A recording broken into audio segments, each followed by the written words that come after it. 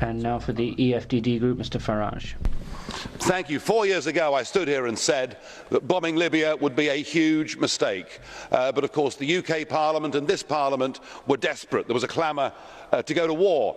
And so now we have a failed state of Libya, which is now a conduit being used for criminal trafficking gangs trying to bring people to Europe. We are guilty for this crisis. We are directly guilty for the drownings that are going on. And we are hypocrites in this place when we talk about poverty in Africa, when we pursue a common agricultural policy that puts barriers up to them selling us their agricultural produce, where we have a fisheries policy that rapes and pillages their seas and has caused environmental destruction, and we just assuage our consciences by giving away a bit of foreign aid.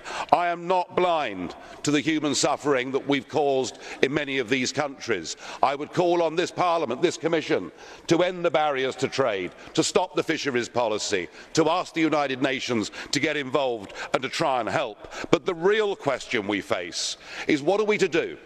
Are we to go down the Australian system in dealing with this crisis? And indeed, the Australian Premier, Tony Abbott, has offered us his advice and help. Australia faced this. And Australia not only have stopped the boats from coming, they've stopped people from drowning. But no, we're not interested in what the Australians have done.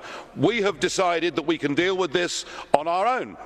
So we've decided that people can come and that people won't be sent back. Now, I suspect that it's a shock, it will be a hell of a shock, to many European citizens, including the British, to understand that we've already agreed a common European asylum system.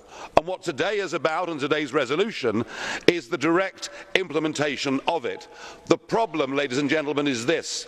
The definitions for who qualifies for asylum are so wide, they include not just people coming from war, not just people coming from failed states. Mr. Juncker this morning seemed to suggest that perhaps it would even include people who were fleeing poverty. I'm sorry. We simply can't accept countless millions. Already in countries like mine, 77% of the population say we cannot take immigration at current levels. But there is a real and genuine threat. When ISIS say they want to flood our continent with 500,000 Islamic extremists, they mean it.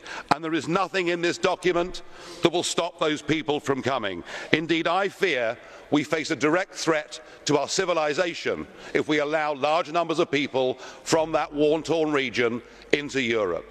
It is ironic that 9 days before a British general election, Mr Cameron and Mr Miliband are not engaged in this debate, and in fact the UK can do nothing. We are impotent. We have surrendered our ability to get involved. I promise my party will stand up to this impending disaster for all concerned.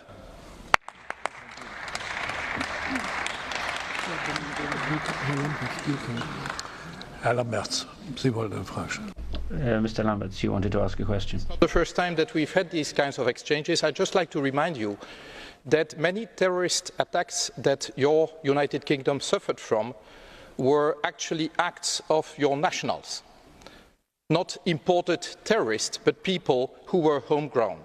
So I'm not sure that any of your answers is an answer to that issue. Thank you. I do accept, Mr Lamberts, that our failed policy of state-sponsored multiculturalism has led to a fifth column inside many of our countries. However, the number of those is mercifully small compared to the number of Islamic extremists committing the most bestial acts on a daily basis right across that region. This policy has no means and no way of filtering out extremists in favour of people fleeing in genuine fear of their lives. And as such, we are making a massive mistake. Let us follow the example of Australia. Let us do everything we can to reverse the hypocrisy of groups like yours that have voted to make Africa poorer. Let us do those things. But if the message is that anybody that comes will be accepted, we are headed for disaster.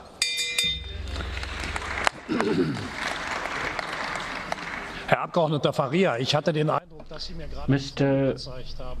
Faria, Sagen Sie mal, was Sie dazu bewegt, mich zu beleidigen. What are you insulting me? What exactly are you gesturing? Thank you very much. I had a question. I was just putting up my blue card and I wasn't given the floor. You gave the floor to my colleague, that's all. But what I wanted to ask Mr. Farage was whether Mr. Farage... No, sit down.